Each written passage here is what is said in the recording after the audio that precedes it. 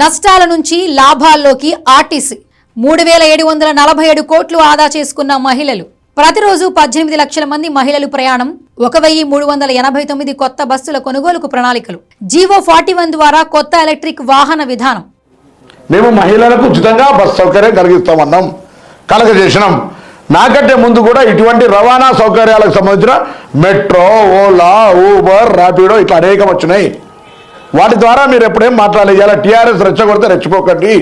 అదే టీఆర్ఎస్ నాయకత్వాన్ని అడుగుతాను, మీరు మహిళలకు బస్ సౌకర్య విధానాన్ని వ్యతిరేకిస్తున్నా, అంత దమ్ముంటే చెప్పమని అడుగుతాను. కొన్ని పార్టీలు హామీలు ఇస్తాయి, తరువాత గాలికి వదిలేస్తాయి. కొన్ని పార్టీలు చెప్పింది తూచా తప్పకుండా చేసి చూపిస్తాయి.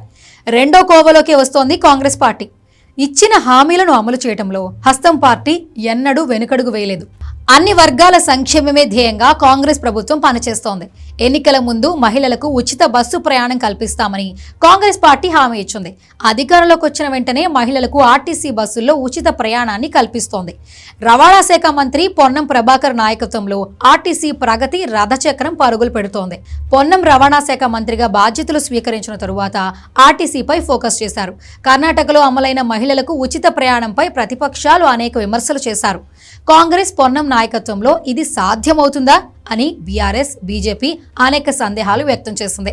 11 నెలలుగా కాంగ్రెస్ పార్టీ దిగ్విజయంగా మహాలక్ష్మి పథకాన్ని అమలు చేస్తోంది. ఇప్పటి వరకు ఆర్టీసీలో ఉచిత ప్రయాణంతో 3747 కోట్ల మొత్తాన్ని మహిళలు ఆదా చేసుకున్నారు. బీఆర్ఎస్ హయాంలో నష్టాల్లో ఉన్న ఆర్టీసీ మహాలక్ష్మి పథకం కారణంగానే లాభాల్లోకి వచ్చింది. ప్రజా రవాణా వ్యవస్థకు మంచి రోజులు వచ్చాయని ప్రజలు ఆనందం వ్యక్తం చేస్తున్నారు. మహాలక్ష్మి పథకంలో ఈ నెల 20వ తేదీ వరకు 111 కోట్ల జీరో టికెట్లు జారీ అయ్యాయి. అప్పట్లో 69% ఉన్న ఆర్టీసీ ఆక్యుపెన్సీ రేషియో ప్రస్తుతం 94% పెరిగింది. ప్రయాణికుల్లో 65.56% మహిళలే ఉంటున్నారు. సాధారణ రోజుల్లో ప్రతిరోజు 9 నుంచి 10 లక్షల మంది సిటీ బస్సుల్లో ప్రయాణిస్తుంటే ఉచిత బస్సు ప్రయాణం తర్వాత ఈ సంఖ్య ఏకంగా 18 లక్షలకు చేరింది. గతంలో ప్రతిరోజు 4.5 లక్షల మంది బస్సుల్లో ప్రయాణిస్తే ఇప్పుడు ఏకంగా 10 లక్షల మంది మహిళలు సిటీ బస్సుల్లో ప్రయాణిస్తున్నారు.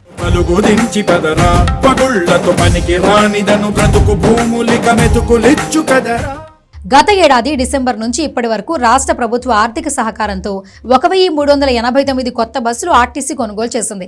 రద్దీ ఉన్న ప్రాంతాల్లో కొత్త బస్సులు ప్రవేశపెట్టేందుకు మంత్రి పొన్నం ఆధ్వర్యంలో రవాణా శాఖ కసరత్తు చేస్తోంది.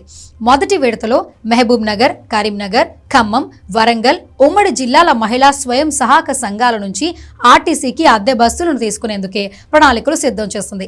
ఇందిరా క్రాంతి పథకం ద్వారా తొలి దశలో 600 బస్సులు కొనుగోలు చేయనుంది. రాష్ట్రంలో మహిళలను కోటీశ్వరులు చేయడమే లక్ష్యంగా రవాణా శాఖ అడుగులేస్తోంది. జీవో 41 ద్వారా కొత్త ఎలక్ట్రిక్ వాహన విధానం ప్రవేశపెట్టేందుకు రవాణా శాఖ కసరత్తు చేస్తోంది. దీని ద్వారా ఎన్ని వాహనాలు కొన్నా రాయితీ వర్తించేలా కొత్త పాలసీ రూపొందించనుంది. ఎలక్ట్రిక్ వాహనాలు కొనేలా చైతన్యం తీసుకొచ్చేందుకు ప్రభుత్వం కృషి చేస్తోంది. రాష్ట్రంలో వాహన కాలుష్యాన్ని తగ్గించడానికి ఈ జీవో ఎంతగానో ఉపయోగపడుతుంది. ఢిల్లీ పరిస్థితులు హైదరాబాద్ లో రాకుండా ఈవీ పాలసీ తీసుకురానుంది. రహదారి ప్రయాణాల్లో విద్యార్థుల భద్రతపైన మంత్రి పొన్నం ప్రభాకర్ ఫోకస్ చేశారు.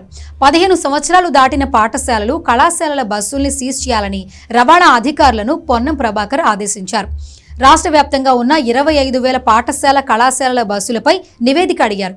రవాణా శాఖల్లో సుదీర్ఘకాలంగా పెండింగ్ లో ఉన్న ప్రమోషన్ల ప్రక్రియకు ఆమోదముద్ర వేశారు. కార్యాలయాలకు కావలసిన సదుపాయాలపై 15 రోజుల్లో నివేదిక అందజేయాలని సూచించారు.